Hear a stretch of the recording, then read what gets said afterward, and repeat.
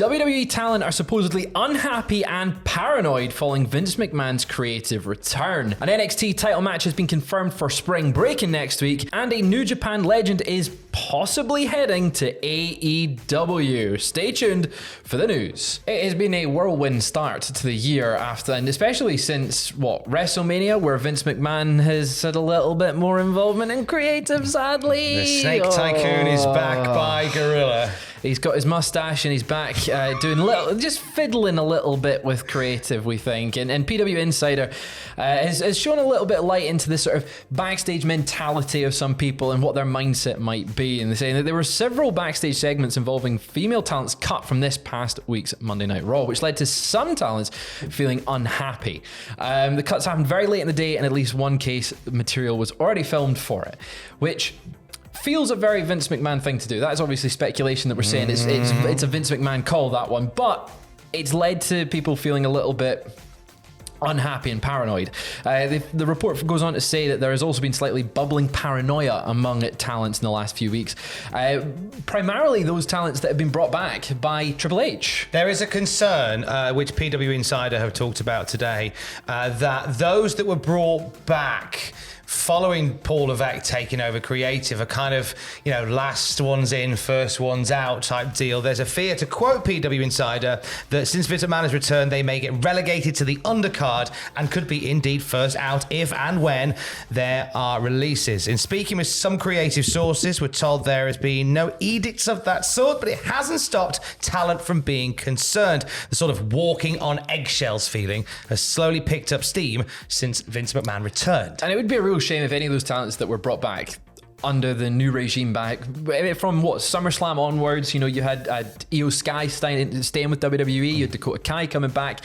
It would be a shame if those sort of talents were gone, because they have added something. They've added primarily depth to the roster and it's strange because on one company, AEW's got such a deep roster, whereas WWE prior to SummerSlam felt like slim pickings for quite a long time, because we'd seen so many budget cuts and so many people leave and depart the company. So it would be a shame to see anyone be kicked out with the whole last one in, first one out sort of mentality. Yeah, and I get the concern sometimes, because when you're, with a lot of these guys, it was during the Vince McMahon regime they were initially let go. I think it's worth pointing out as well that a lot of people kind of put Johnny Gargano in that sort of circle of people that Vince didn't like, but Paul really does. Yep. It's since come to light in the past few weeks that actually Vince McMahon was the one that was telling Johnny Gargano, hey, look, doors open when you want to come back. Like, he was a big fan of what Gargano did. Is that the case for everybody?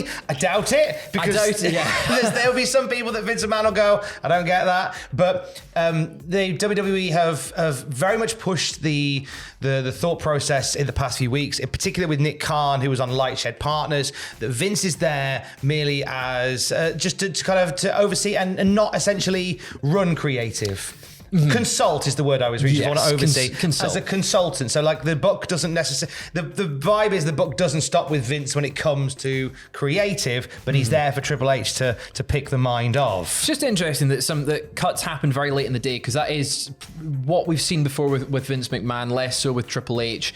I think this week's Raw was a very, very strong one. You gave it an A ungraded. I gave it an A ungraded. So yeah, I think it was a very, very strong episode, even if there were certain talents that weren't featured or maybe are feeling paranoid that they're being relegated and put to the sides. But speaking of talents that have been appearing on Raw and actually getting a bit of a push, LWO have been appearing across the shows quite a bit in their feud with Judgment Day. Do you want to tell us a little bit why they're being utilised this way? Yeah, they've been getting a bit of a shoe in, haven't they?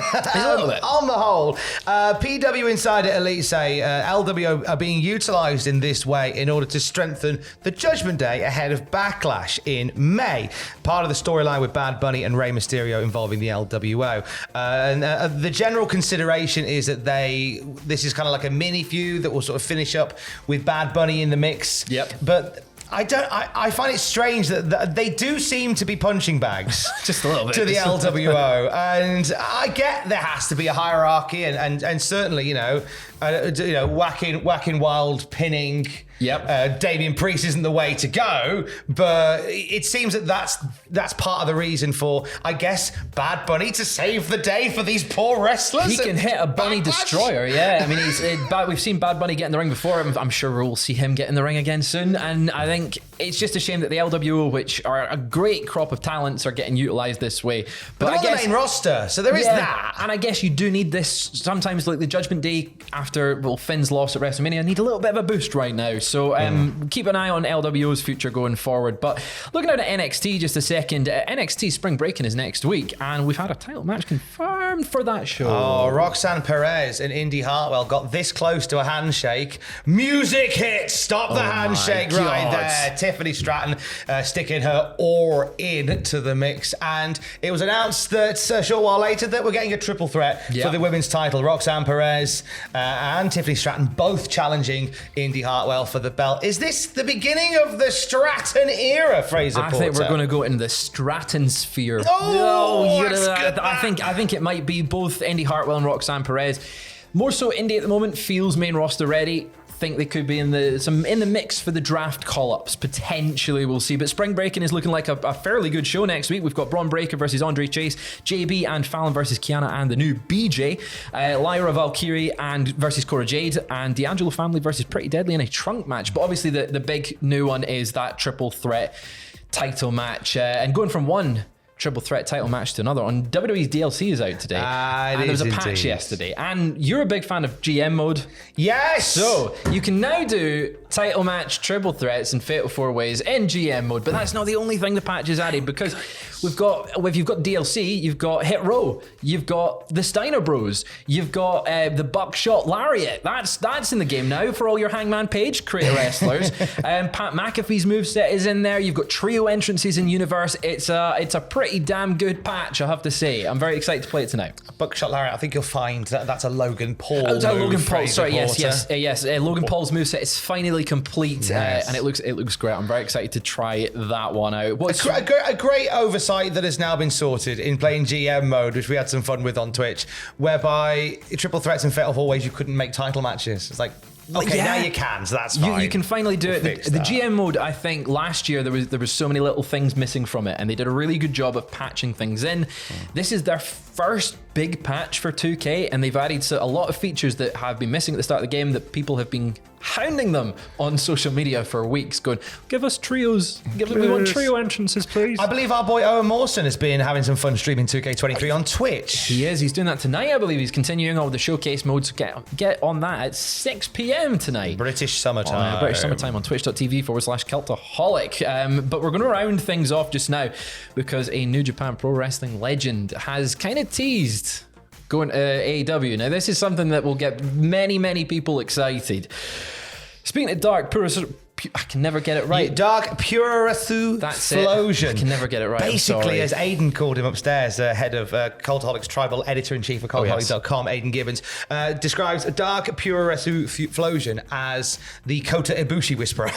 Yeah. Because they just have a chat every so often and get a bit of gossip. We get a bit of gossip. Well, Kota Ibushi has been talking to them and said that he and Cody wrote Kenny Omega. What? Cody's coming back? Cody. Journaling. Kota Ibushi and Kenny Omega have been talking recently. Hopes to talk to Tony Khan soon, they've said. Recently, Kenny and I have been talking about things other than games. For example, are your knees okay? Or is your shoulder okay? And I hope to be in contact with Tony soon. Now, obviously, when you're getting questions like, is your knees okay? Your shoulder okay? That's what happens when you turn 30. Those are most conversations I have with my wife to be. Are your knees okay? Have you rang Tony? You're all right. You're all right? Yeah. I'm worried about you. You're making weird noises last night. Did you eat a whole tin of rice pudding at 3 a.m? Yeah, I did, Alex. And what? Not just any rice. Not just any rice pudding. Taz's rice pudding. Pudding enjoyment noises. But I'm really excited to potentially see Kota Ibushi in AEW, especially going into the summer and All In. Imagine if Kota Ibushi is on All In at Wembley. The pop would be insane. What's dream match for Kota Ibushi in AEW for you? I want to see Ibushi and Omega teaming up and having some fun. Lovers. I love the idea of that. being a thing. That would be tasty. I mean, Omega Ibushi and the Bucks. I mean, we've played that game before, admittedly. Yeah. But I do like the idea of these two kind of getting back together. I like the idea potentially of Ibushi coming in and Omega being like, I want to go play with me, mate. And you've got Don Callis going, no, you're a singles guy now. And maybe they have a match against each other. Oh, Don Callis versus Kota Ibushi. That's the dream match for Tom. But that's all the news we've got for you just now. Did I stutter? Imagine. Let us know what you want to see in Kota Ibushi dream match in AEW. I'm sure there's so many to name just off the top of our heads. But that's all we've got just now. Make sure to tune in to Owen on Twitch TV.com/Cultaholic at 6 p.m. tonight. Tom, you got anything else you want to plug? I really did eat a whole tin of rice pudding at 3 in the morning. I really don't doubt it. Go and check out our TikTok too. At Cultaholic.